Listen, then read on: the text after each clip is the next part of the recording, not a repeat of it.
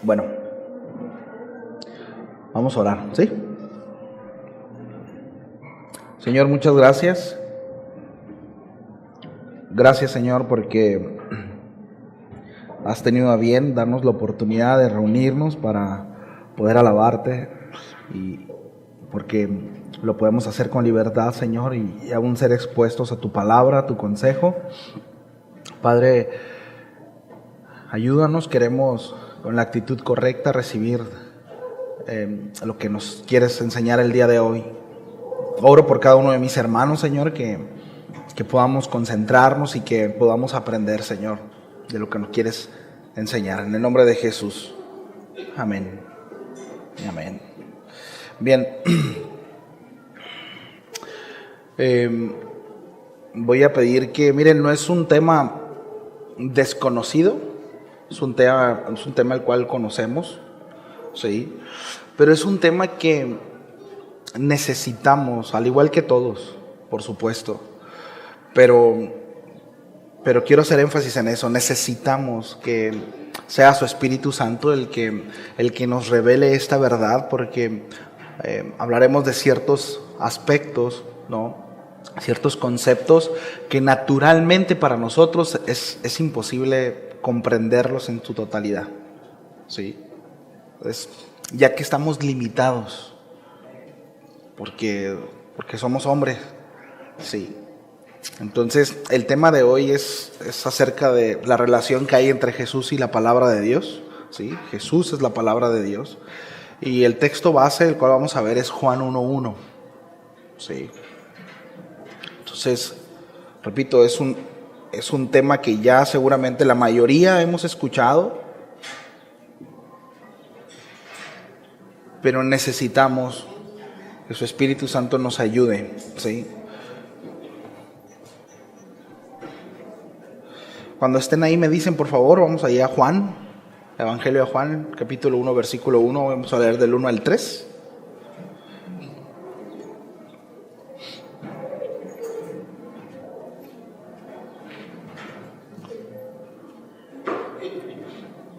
¿Ya estamos ahí? ¿Sí? Bien. En el principio existía el Verbo estaba con Dios y el Verbo era Dios. Él estaba en el principio con Dios y todas las cosas fueron hechas por medio de Él, y sin Él nada de lo que ha sido hecho fue hecho. Sí. Déjeme. Pongo una nota acá. Bien. Como mencionaba la mayoría, aquí hemos escuchado acerca de la relación de Jesús con la palabra de Dios, a menor o mayor medida, ¿sí? Combiné menor y mayor, ¿no? A mayor o menor medida para darle agilidad a la enseñanza, ¿no? Entonces, miren, a la luz de las Escrituras, como mencionaba, vamos a tratar, ¿verdad?, de ver cómo la persona de Jesús está directamente ligada a la palabra de Dios, ¿sí? Es inseparable. Esto precisamente con el fin de que nuestra relación crezca con el Señor a través de su palabra, entendiendo, ¿verdad?, el concepto correcto de esta, ¿sí? Entonces, el énfasis, creo que nos hemos dado cuenta de eso, pero el énfasis de esta serie, ¿sí?, es precisamente que podamos comprender la naturaleza de la palabra de Dios y que podamos entender la relevancia que tiene esta en nuestras vidas, aún en la historia de la humanidad. Sí. Debemos dejar de ver la Biblia como un libro más, o como un montón de letras, como un montón de historias que contienen ciertas verdades que pueden ser convenientes para mí. Es decir, debemos de dejar de ver la Biblia como eso. Sí. Miren, hay ciertos atributos de la palabra de Dios que están directamente asociados a la deidad de Cristo, quien es una persona independiente dentro de la deidad, ¿sí?, de esta triunidad, y está interrelacionado con ella. Incluso hay ciertos atributos de la palabra de Dios que están directamente relacionados con la persona de Cristo. Sin embargo, no podemos afirmar que la palabra de Dios sea una persona dentro de la deidad. ¿Me explico? Es decir, la palabra tiene ciertos atributos, ¿sí? Pero la palabra de Dios, ¿sí?, está directamente relacionada a Cristo, pero no es una persona. No sé si me explico. Y ahorita vamos a entenderlo, porque hay textos en donde se alaba la palabra de Dios, ¿sí?, en donde se nombra la palabra de Dios como una máxima autoridad. Esto no refiere que a la palabra de Dios nosotros la vamos a considerar como una deidad más o como algo que está totalmente fuera, ¿sí?, de Dios y de Cristo. De hecho, está totalmente sujeta a, ¿sí?, precisamente porque es palabra de Dios, ¿sí? Entonces, podemos decir con total libertad que Jesús es la palabra de Dios, pero no que la palabra de Dios es una persona más de la deidad, ¿sí? La palabra de Dios es Cristo. Cristo es la palabra, y podremos observar ciertas características que se le atribuyen, ¿verdad?, tanto a la palabra como a Cristo. Hay ciertos poderes atribuidos propios a la deidad que nosotros podemos ver en la palabra de Dios, ¿sí? Ahora, esta, repito, siempre estará sujeta a la persona de la deidad, ya sea al Padre, al Hijo o al Espíritu Santo. Siempre estará sujeta a, ¿sí? Entonces, sin más, quiero que vayamos ahí al principio de Juan. Y comienza así: en el principio era el Verbo. ¿En qué principio? Sí. Por ejemplo, nosotros podríamos decir que en el principio de la reunión alabamos a Dios, ¿verdad?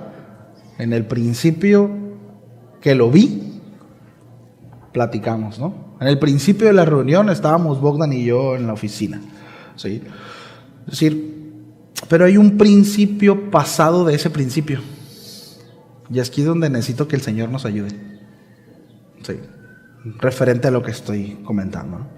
Entonces, cuando habla acerca del principio aquí, ¿sí?, está hablando de nuestra condición humana, de nuestra mente finita, ya que nosotros solo podemos alcanzar a entender el tiempo pasado, presente y futuro, con un principio y con un fin, ¿sí? Para nosotros todavía, y ahorita lo vamos a ver, podremos alcanzar a entender un poquito más acerca de algo infinito, ¿sí? Tiene un punto de partida, pero eterno, ahorita lo vamos a ver, ¿sí?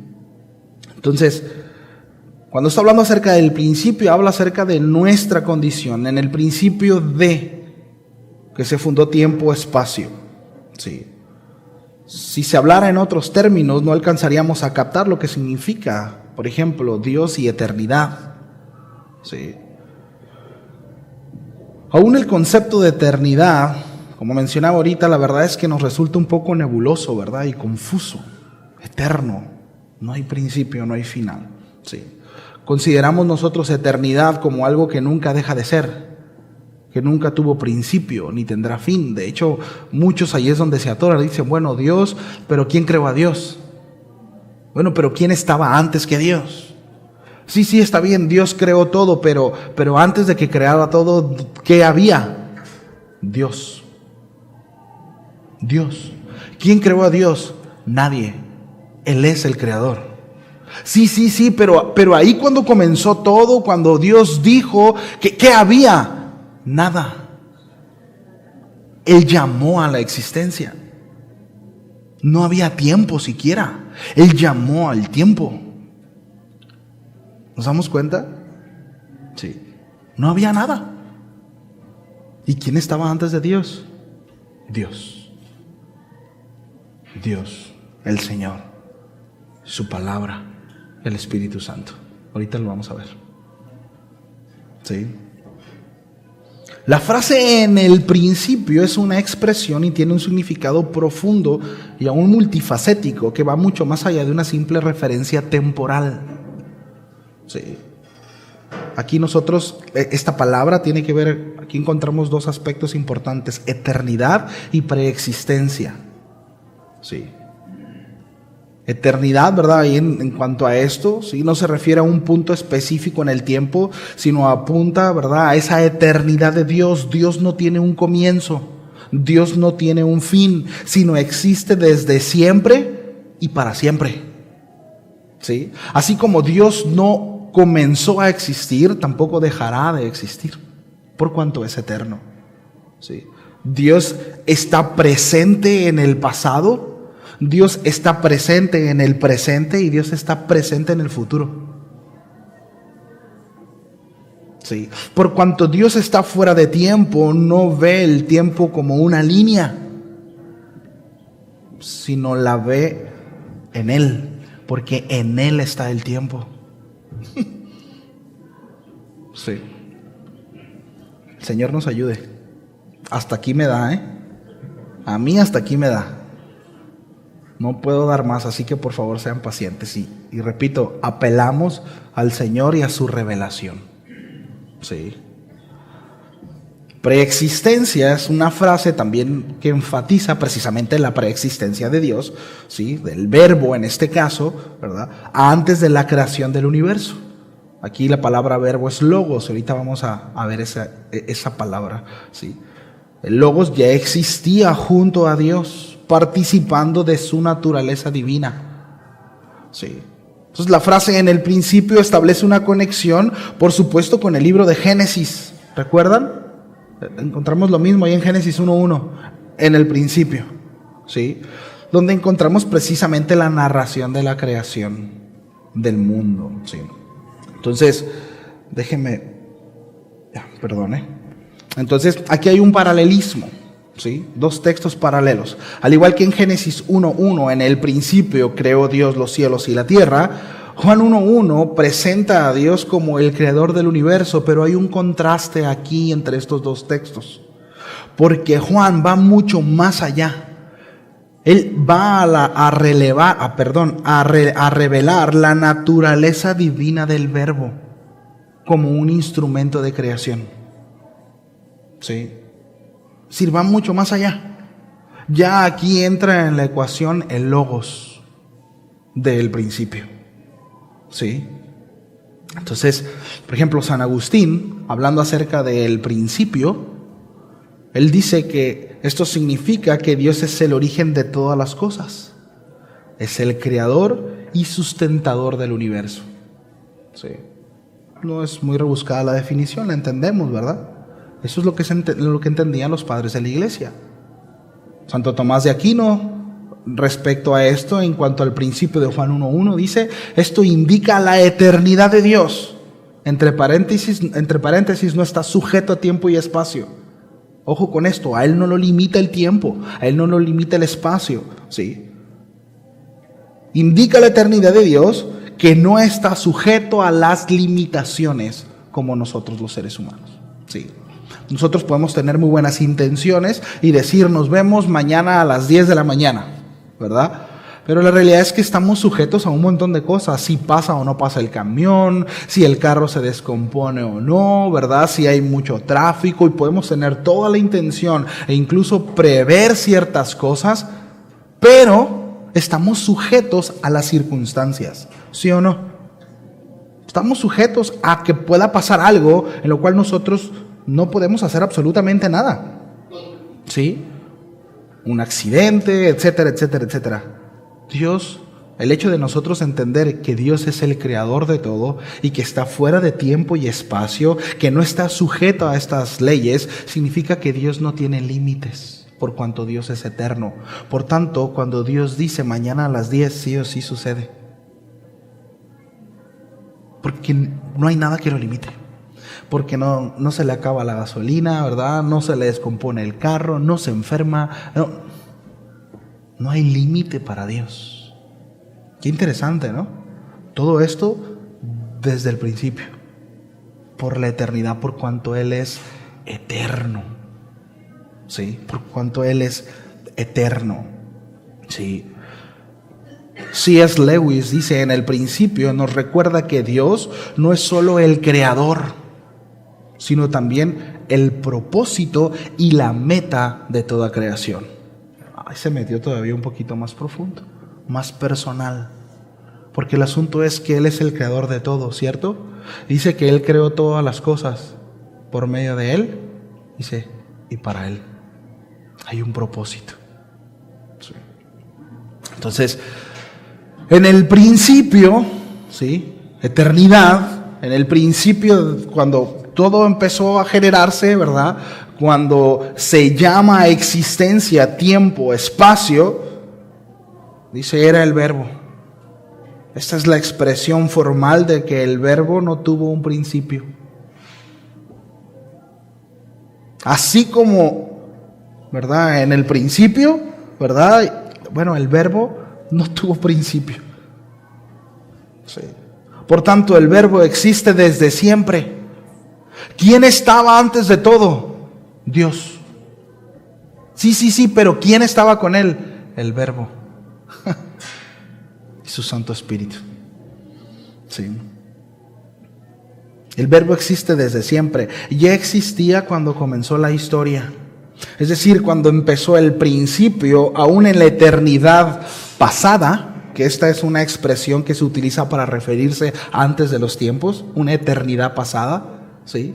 O sea, son términos que tenemos que utilizar para nosotros poder entender un poquito, porque no existe una eternidad pasada, puesto que en la eternidad no existe tiempo. Pero son ciertas expresiones o terminología que nosotros necesitamos utilizar para poder comprender que en la eternidad pasada, antes del principio, donde no existía nada, solo Dios, estaba el Verbo. Sí, ya era el Verbo. El Verbo ya es. Sí. Entonces, entendiendo que el principio es mucho antes de lo que podemos imaginar, debemos de entender que aquí se refiere al inicio del infinito. Sí, nos deja ver que hay un antes de la eternidad. Aun cuando se habla de un Dios infinito, la expresión correcta debiera ser un Dios eterno. ¿Sí? Se habla de un Dios infinito, la expresión correcta debía ser un Dios eterno. ¿Sí? La diferencia entre infinito y eterno es un tema complejo, pero podemos llegar a tener cierta claridad, ¿sí? De alguna manera, aún dentro de las páginas de la Escritura. ¿Sí? Por ejemplo, en términos generales, infinito se refiere a algo que no tiene un límite o que no tiene un fin, mientras que eterno se refiere a algo que no tiene principio, ni tiene fin, ni tiene tiempo.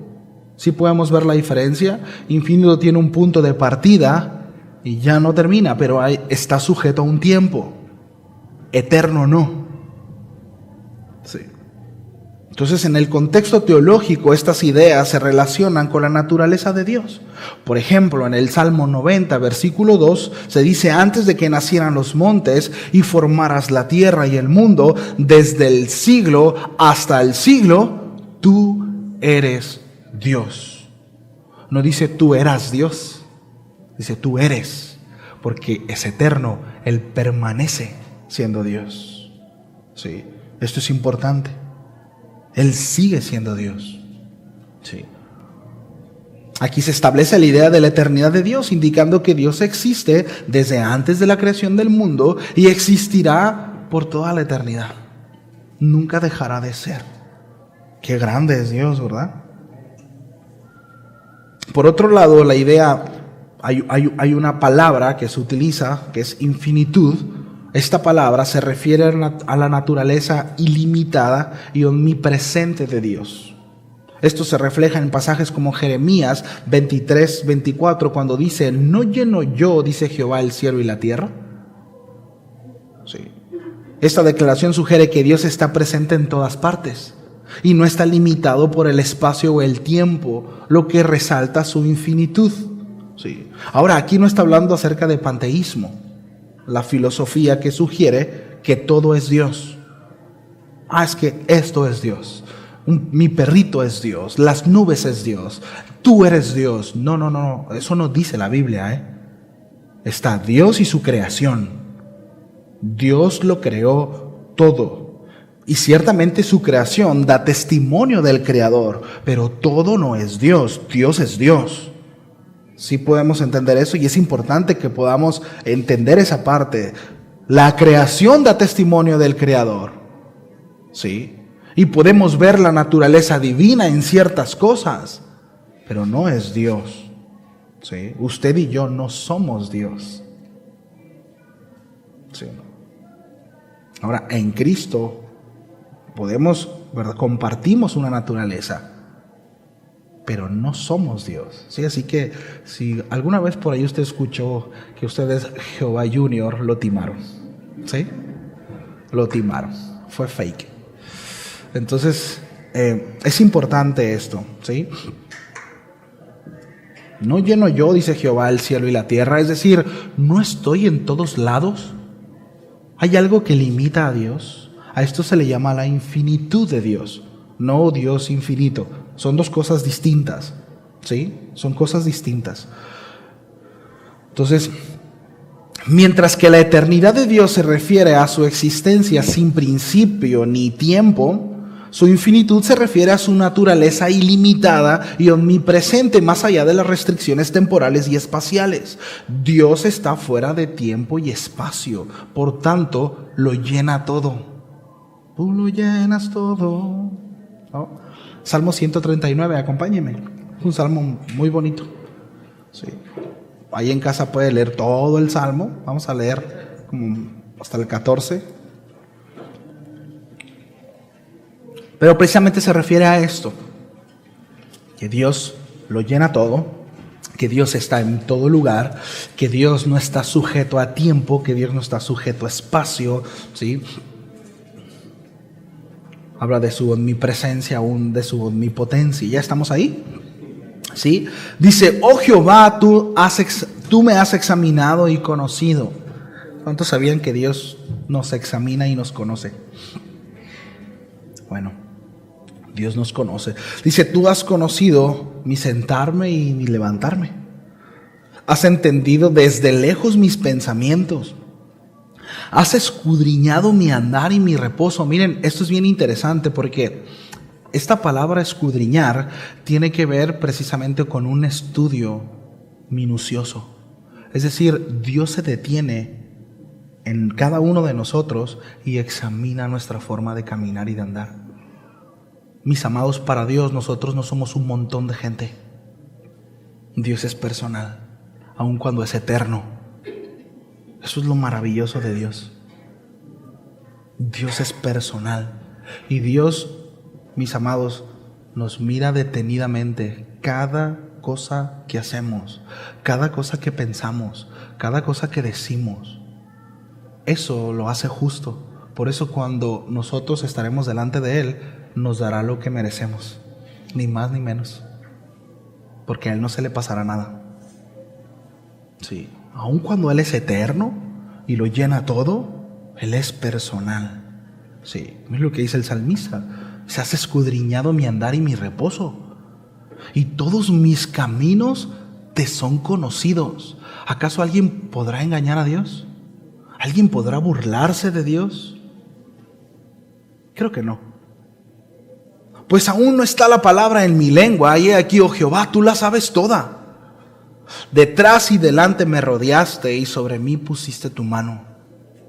Tal conocimiento, dice, es demasiado maravilloso para mí.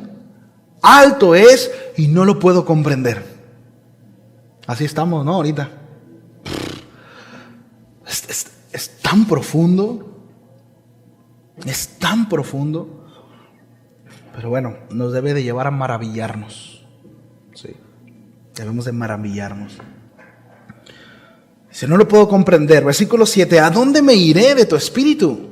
¿Y a dónde huiré de tu presencia? Si subiré a los cielos, ahí estás tú. Y si en el Seol hiciere mi estrado, he aquí, allí tú estás. Si tomare las alas del alba y habitar en el extremo del mar, aún ahí me guiará tu mano y me asirá tu diestra. Y si dijera ciertamente las tinieblas me encubrirán, aún la noche resplandecerá alrededor de mí, aún las tinieblas no me encubren de ti. Y la noche resplandece como el día, lo mismo te son las tinieblas que la luz. Porque tú formaste mis entrañas, tú me hiciste en el vientre de mi madre. Te alabaré porque formidables, maravillosas son tus obras, estoy maravillado y mi alma lo sabe muy bien. Qué bonito salmo, ¿no? Dios lo llena todo. Dios lo llena todo, ¿no? Me encanta porque después de que habla acerca de que el salmista fue formado en el vientre de su madre y que lo formó, ¿verdad?, en las entrañas de su madre, dice, te alabaré porque maravillosas son tus obras, ¿no? Digo, aquí no intentamos centrar el mensaje en el hombre, pero la realidad es que somos una obra maravillosa de Dios. Sí. Y eso habla de cuán grande es Él. Pero es importante, mis amados, entender que somos una obra maravillosa de Dios. El que está a tu lado es una obra maravillosa de Dios, que refleja la sabiduría, el poder de Dios. Sí. Entonces, por cuanto Dios es eterno, de nuevo, no tiene límites y lo llena todo. Sí. Por eso alguien por ahí dijo, a quien Dios tiene, dice, no le falta nada, lo tiene todo. Sí. ¿Qué más nos faltaría, mis amados, si tenemos al Señor? Y esas son cosas importantes de meditar. Sí. Señor, si te tengo a ti, ¿qué más me falta? Ahora, ¿aún siento que me falta algo? ¿Será que no lo tengo? Porque Dios lo llena todo. Es una buena pregunta. Sí. Dios lo llena todo. ¿Cuántos dicen amén? ¿Y cuántos sienten que les falta algo? Es importante eso, mis amados. Sí. De hecho, al final concluimos con un texto en Colosenses que habla de eso. Es importante reflexionar el corazón y poder comprender quién es Dios. Ahora, ¿realmente es Dios para mí esto? O sea, ¿realmente vivo a este Dios? Eso, la serie se llama, ¿no? Vivamos su palabra. Sí. Dios lo llena todo. Tanto la eternidad de Dios como su infinitud se entrelazan para proporcionar una comprensión más completa de la naturaleza divina desde una perspectiva bíblica. Sí. En el principio, dice, existía el Verbo y el Verbo estaba con Dios y el Verbo era Dios. En la eternidad existía el Verbo. Sí. Aun cuando estoy hablando acerca de la palabra, es importante poner todas estas bases. Este tema va a haber parte 2, ¿sí? Así que ténganme un poquito de paciencia. Entonces dice que el Verbo era con Dios. Aquí comienzan las aclaraciones acerca del Verbo. Este siempre estuvo con el Padre en la eternidad pasada. Ya explicamos un poquito eso, ¿no? La eternidad pasada, sí. Pero además se hace una distinción entre el Verbo y Dios, sí. El Verbo tiene personalidad propia, es un ser distinto a Dios Padre. Sin embargo, dice que el Verbo era Dios. ¿Sí? El Verbo era con Dios, es decir, hay dos, ¿sí? Está Dios y el Verbo, pero también dice que el Verbo era Dios. ¿Sí nos damos cuenta? ¿Sí? Es una personalidad distinta. Juan no dice que el Verbo solo tenía algo divino. Esto es importante. O sea, no es como que desprendía cierta divinidad. No habla de eso. Sí, sino declara en verdad y en sí mismo el Verbo era Dios. ¿Sí? Es una afirmación absoluta y terminante para refutar la especulación de aquel que niega la deidad del Verbo. Sí. Entonces, al describir la naturaleza del Verbo, Juan no sugiere inferioridad, sino que señala una absoluta deidad. El Verbo era en esencia Dios y participaba de la esencia de Dios. Este era en el principio con Dios. Sí. Por tanto, entre el Verbo y Dios Padre hay una innegable unidad que no tiene igual. A este se le conoce como la hipostasis de Dios, que después lo vamos a ver. ¿Sí? Diferentes entre sí, misma sustancia. ¿Sí? Son dos personas distintas, una misma sustancia. Ahora, ¿quién es este Verbo? Pues ya no la sabemos, ¿verdad? ¿Quién es este Verbo? ¿Quién es este Logos? Es la palabra de Dios encarnada, la revelación visual de Dios, Jesucristo. Sí, ese es el verbo. En el verso 14, Juan dice, y aquel verbo, aquel que estaba en el principio con Dios y que era Dios, dice, aquel verbo fue hecho carne. Dice, y habitó entre nosotros. Dice, y vimos su gloria, gloria como del unigénito del Padre, lleno de gracia y de verdad. ¿A quién se refiere, mis amados? A Jesús. A Jesús. Por tanto, cuando hablamos de la palabra de Dios, debemos hacer una referencia directa a la segunda persona de la Trinidad, Jesucristo. Sí. En Génesis encontramos que Dios, con el poder de su palabra, creó todo. Y Dios dijo, ¿verdad? Y dijo Dios. En Hebreos 11:3 dice, por la fe entendemos haber sido constituido el universo por la palabra de Dios. De modo que lo que se ve fue hecho de lo que no se veía. Sí. Vemos un atributo de la palabra de Dios. Es creador, ¿verdad? Es creadora. Salmos 33:6 dice, por la palabra del Señor fueron hechos los cielos. ¿Por qué? Por la palabra de Dios. Dice, y todo su ejército por el aliento de su boca. Sí. Aquí está esta palabra que se utiliza en el Antiguo Testamento, ahorita lo vamos a ver, es precisamente la palabra dabar. Sí. Entonces, para entender aún más con claridad la intención del autor ahí en Juan 1:1, debemos considerar dos conceptos claves. Sí. Y espero poder ser claro en esto. Sí. El apóstol Juan utiliza la palabra logos para referirse al verbo. Sí. Sin embargo, el significado que le da o el desarrollo que le da tiene más que ver con la palabra que se utiliza en el Antiguo Testamento, que es dabar. Ahora, cuando nosotros hacemos una conexión es bien interesante, ¿sí?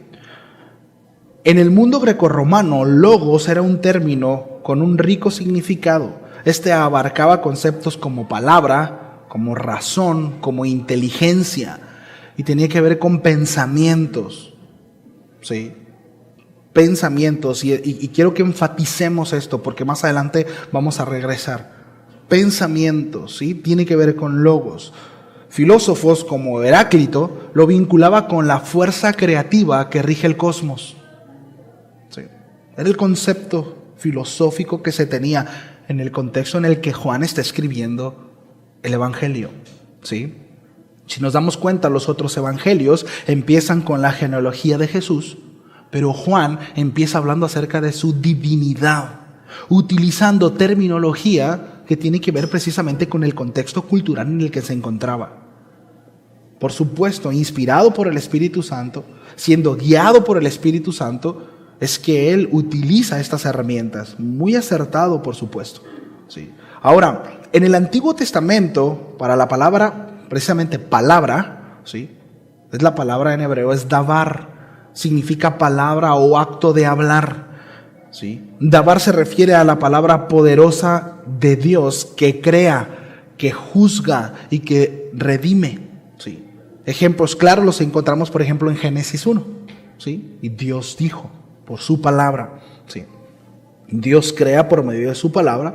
Por ejemplo, también tenemos los profetas, ¿no? Que transmiten un mensaje de parte de Dios. Es esta palabra, dabar. ¿Sí? Ahora, ¿alguno de ustedes ha escuchado los targúmenes o targum? ¿Sí? Esto es como dato, solo para enriquecer un poquito la enseñanza. Pero targum es el término arameo que equivale a traducción. Es decir, targum significa traducción o traducciones. Y se aplica a las diversas versiones arameas de la Biblia. Recordemos que el hebreo dejó de ser una lengua hablada en Palestina. ¿Sí? Esta fue una lengua muerta y se abrazó el arameo. ¿Sí? Entonces fue necesario que tras la proclamación de la palabra de Dios, ¿verdad? En ciertas sinagogas, muchos conservadores lo que hicieron fue precisamente traducir hicieron targúmenes acerca de los escritos en hebreo. ¿Sí? Ahora, Como dato, ¿sí? Repito, esto se hacía mediante una paráfrasis que incluía junto con el texto un esbozo de interpretación, ¿sí? Era un acúmulo de cosas. Pero bueno, el punto del Targum es que en muchos de los textos del Pentateuco sobre todo se refiere a la palabra dabar como a una persona. Sí. Es decir, cuando ellos trasladaron o transcribieron, ¿verdad?, directamente al hebreo, ¿verdad?, ellos mantuvieron esa palabra y ellos utilizaban una palabra precisamente que se refería a una persona. Sí. Ahora, Juan genera el puente entre estos dos mundos. Sí. ¿A qué me refiero con esto? En cuanto al griego y al hebreo, ¿verdad? ¿Por qué? Miren, cuando Juan escribe fue en el primer siglo después de Cristo, por supuesto, los primeros 50, 60 años, y la audiencia era mayormente judía a quien fue llevada a esta, pero eran judíos viviendo en un contexto grecorromano. Sí, ellos estaban, por supuesto, ya viviendo nada que ver con el judaísmo más antes, ¿sí? Los conceptos eran totalmente griegos, ¿sí? Eran los llamados helenistas, y utilizan términos como logos. Sí, ellos entendían, se utilizaba más, sin embargo, entendían el contexto del arameo. Sí.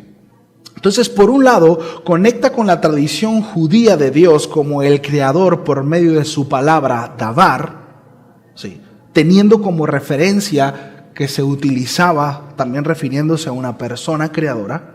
Sí. Y por otro lado, usa un lenguaje familiar para los conversos gentiles, no judíos, al emplear logos, precisamente para describir la razón divina detrás de la creación.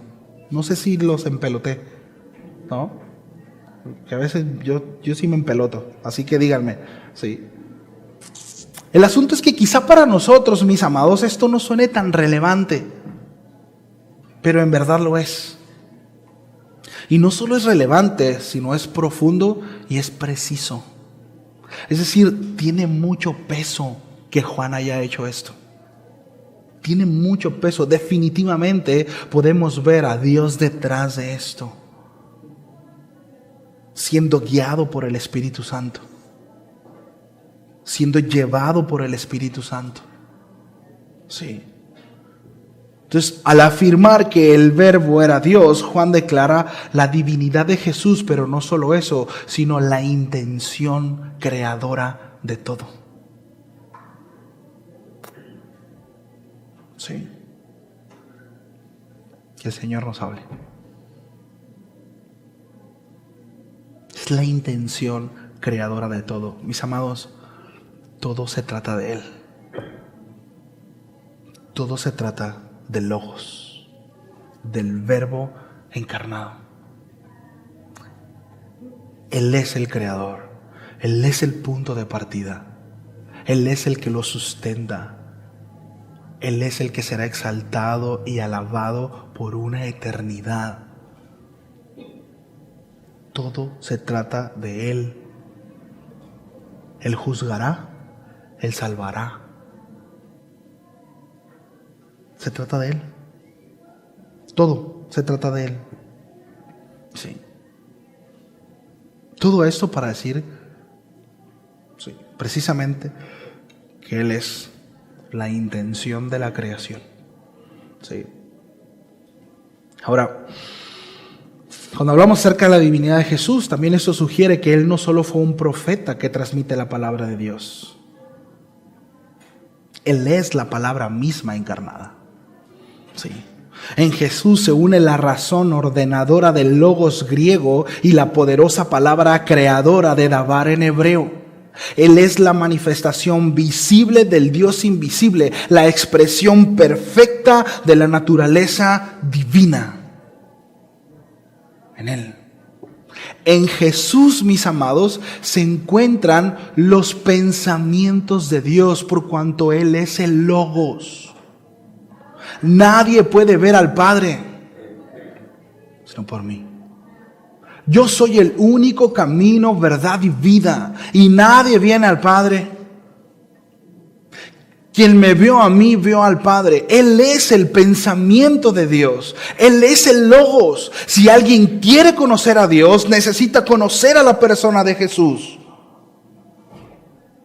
Necesitamos su palabra. No hay otra fuente confiable. No podemos ir a ninguna otra fuente para conocer la verdad. El origen del hombre, la eternidad. Solo el Logos. La palabra encarnada, la Biblia. ¿Sí vemos esa relación? Y la trascendencia que hay, la relevancia que hay. Por eso comentaba en un principio, debemos de dejar de ver, mis amados, ese libro o ese acúmulo de letras, de textos, como algo que puede llegar a ser conveniente para nosotros en algún momento de nuestra vida. Debemos de verlo como es. El pensamiento de Dios expresado para nosotros. Lo necesario para poder vivir, para poder subsistir. Sí. En Jesús se une la razón de la creación de todo. En Jesús se encuentran los pensamientos de Dios. C.S. Lewis dijo: el cristianismo afirma que Dios no es simplemente la fuente de verdad, sino la verdad misma hecha persona en Jesucristo.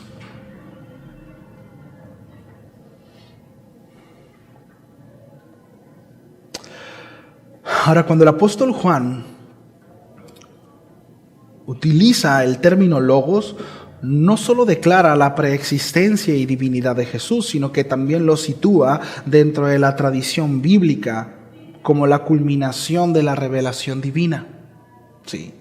El autor de Hebreos lo dice así, ¿no? Dios, habiendo hablado muchas veces, Hebreos capítulo 1, versículo del 1 al 3, texto que conocemos, de muchas otras maneras, en otros tiempos, a nuestros padres, por los profetas, en estos postreros días Dios nos ha hablado por el Hijo, a quien constituyó heredero de todo, y por quien asimismo hizo el universo, el cual, siendo el resplandor de su gloria, y la imagen misma de su sustancia, y quien sustenta todas las cosas con la palabra de su poder, habiendo efectuado la purificación de nuestros pecados por medio de sí mismo, se sentó a la diestra de la majestad en las alturas.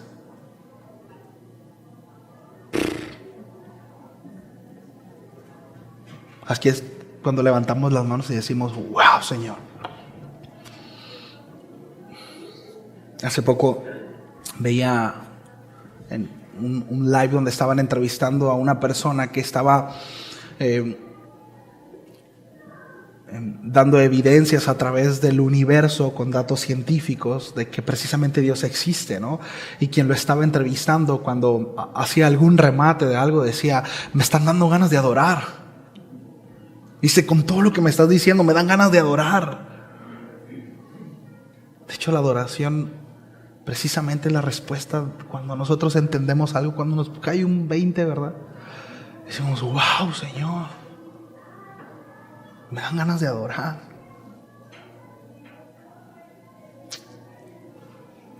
Aquel que no adora es porque no le conoce. Cierro paréntesis. En Jesús la palabra de Dios se hace tangible, sí, ofreciendo la salvación y una relación personal con el Creador. No todo quedó ahí como una promesa, se llevó a cabo. Se llevó a cabo.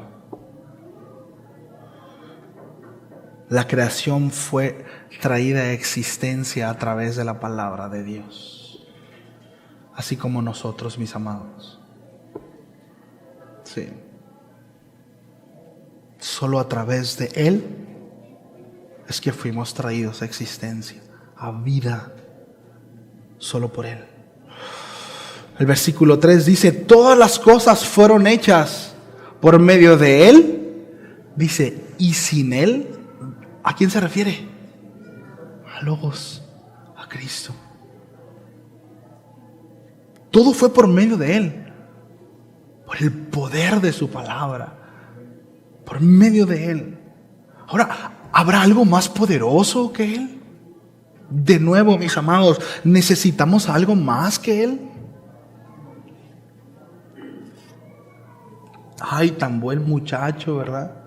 Educado, trabajador, ama a su mamá. Ay, lo único que le falta es Cristo. Le falta todo.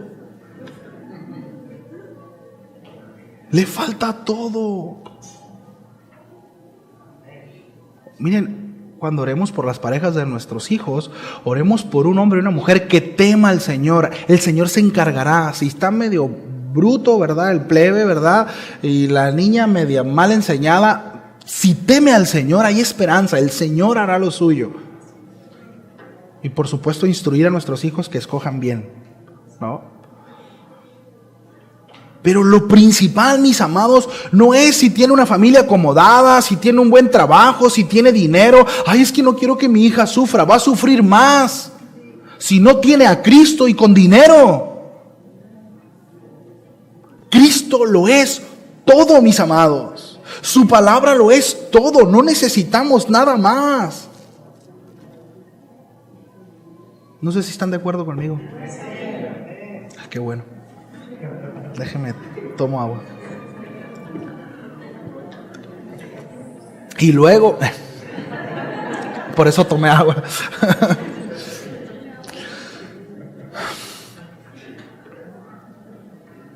Todas las cosas fueron hechas por medio de Él, el Logos.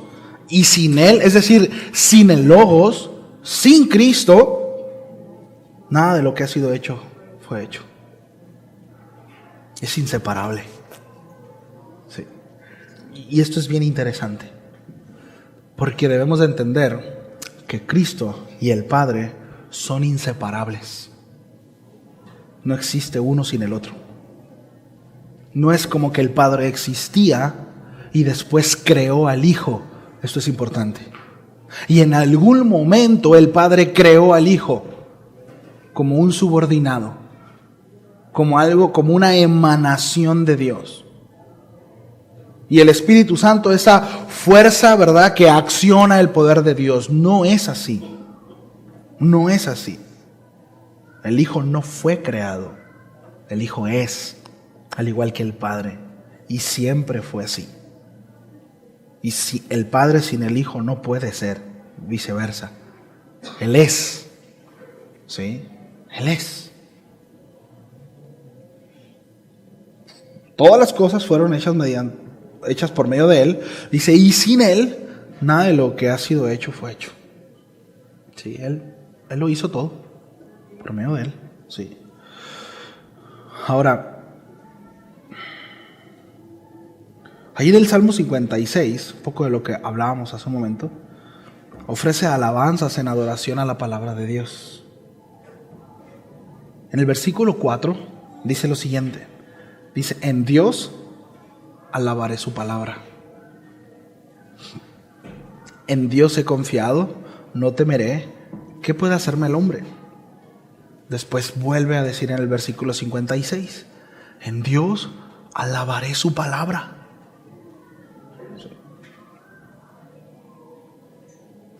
En Jehová su palabra alabaré. En Dios he confiado, no temeré. ¿Qué puede hacerme el hombre? Mis amados, si tenemos la palabra del Señor, tenemos a Dios, lo tenemos todo, ¿no?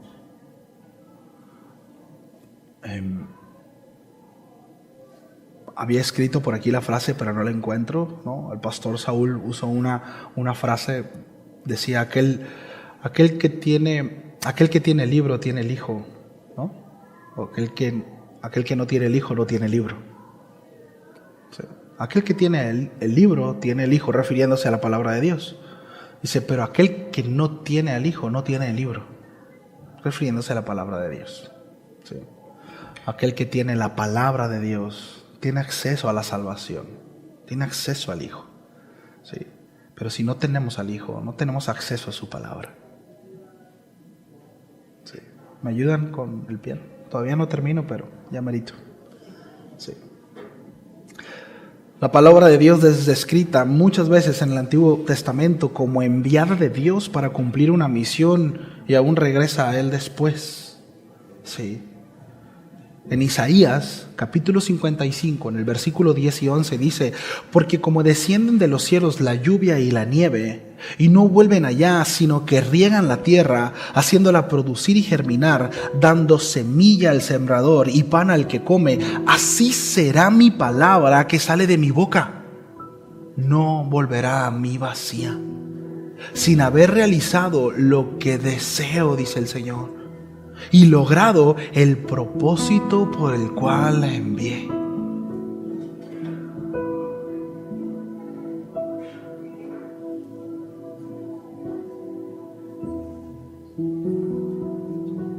Así será mi palabra que sale de mi boca.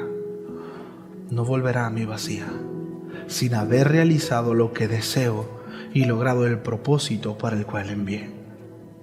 Vemos cómo su palabra es enviada de Dios para cumplir una misión y aún regresar a Él después de cumplir su propósito. Salmo 107, 19 y 20 dice: conoces en su angustia, en su angustia clamaron al Señor, Él los salvó de sus aflicciones, Él envió su palabra y los sanó y los libró de la muerte. Enviada de Dios para cumplir su misión. ¿Ya saben para dónde voy? Salmo 147, versículo 15 al 18. Envía sus órdenes a la tierra, su palabra corre velozmente. Manda la nieve como la lana, esparce la escarcha cual ceniza, arroja su hielo como migas de pan. ¿Quién puede resistir ante su frío? Envía su palabra y los derrite, hace soplar su viento y el agua corre.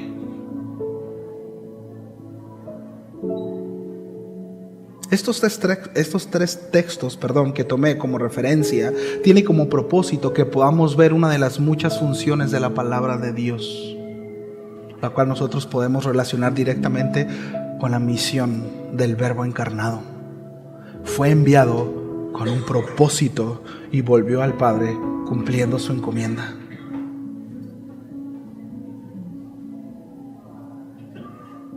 El mismo apóstol Juan, en el versículo 11 de su primer capítulo, dice que a lo suyo vino. Dice: y los suyos no lo recibieron, mas todos los que le recibieron, a los que creen en su nombre, les dio potestad de ser hechos hijos de Dios. A eso fue enviado y su propósito se cumplió.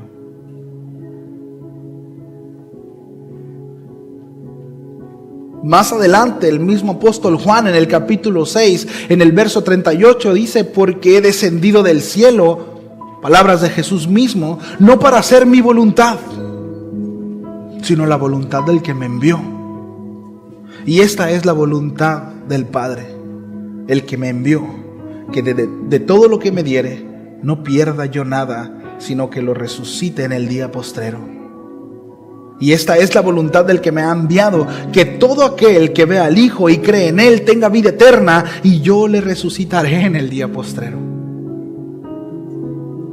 Su palabra cumple su propósito. El apóstol Pablo dice: miren, si el Señor no resucitó, entonces nuestra fe es vana, no sirve. Pero por cuanto Él resucitó, entonces también nosotros resucitaremos. Y si el Señor dijo que nos resucitaría juntamente con Él, es porque así es. Su palabra es enviada a cumplir un propósito, y ésta vuelve cuando su propósito se ha llevado a cabo. Jesús fue enviado con un propósito y el propósito se cumplió, y aquí estamos. Y aquí estamos, familia, después de 2000 años, en tierras muy lejanas de aquel pueblito en donde se encarnó el Logos,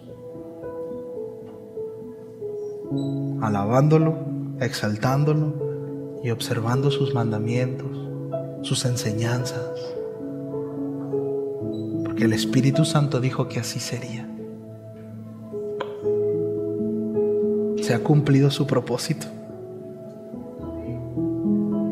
De toda nación, de todas las regiones del mundo, chicos, grandes, pequeños, hombres, mujeres, judíos y no judíos, exaltando el nombre del único Dios verdadero por el Logos, por su palabra. Qué tremendo, ¿no? En Jesús se encuentran los pensamientos de Dios. ¿Qué dice Dios? ¿Qué dice Dios?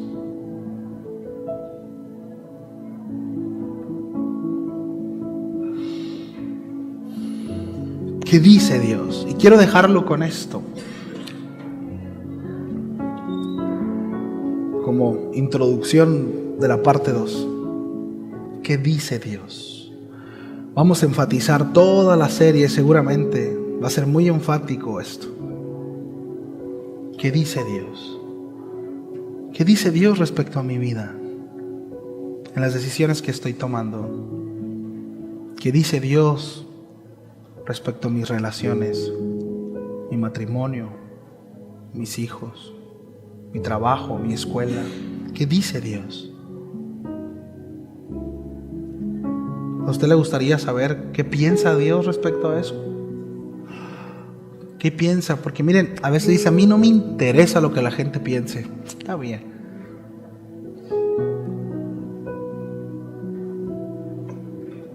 ¿Pero le interesa lo que piensa Dios?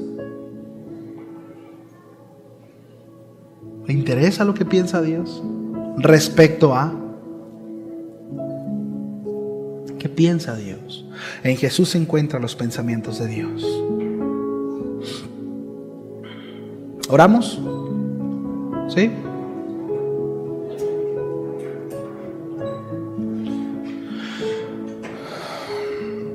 Si quiere puede ponerse en pie o puede quedar sentado, está bien.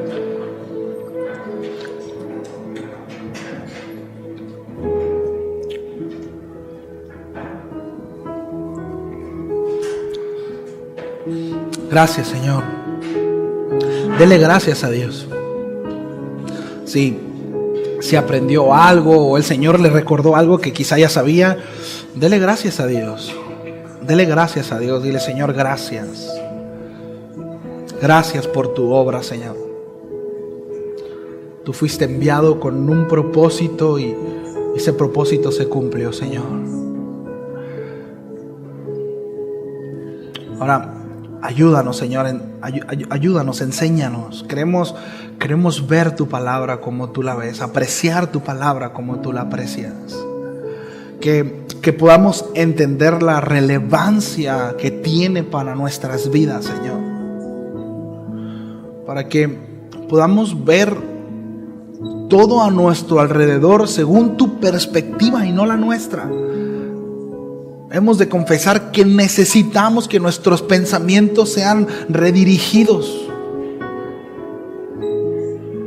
Necesitamos entender, Señor, que necesitamos llevar todo pensamiento cautivo a la obediencia a tu palabra, a Cristo.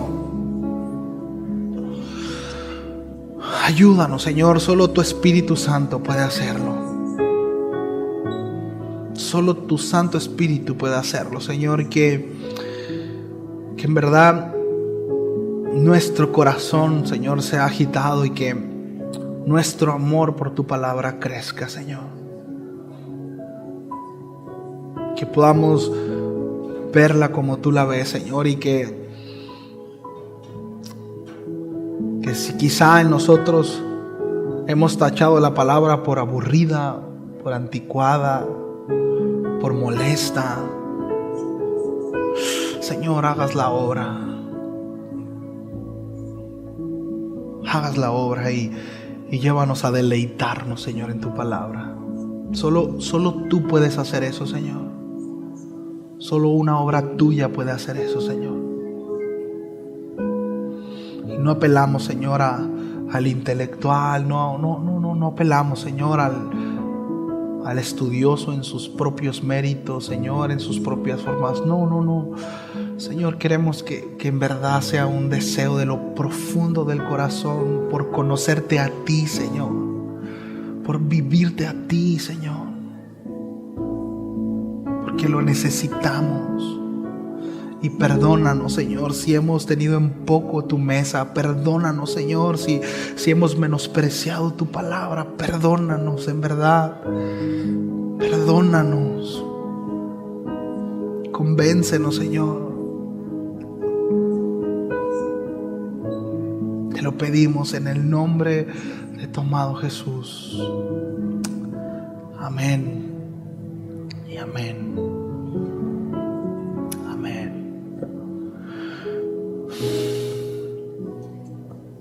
Familia, pues, que Dios nos los bendiga.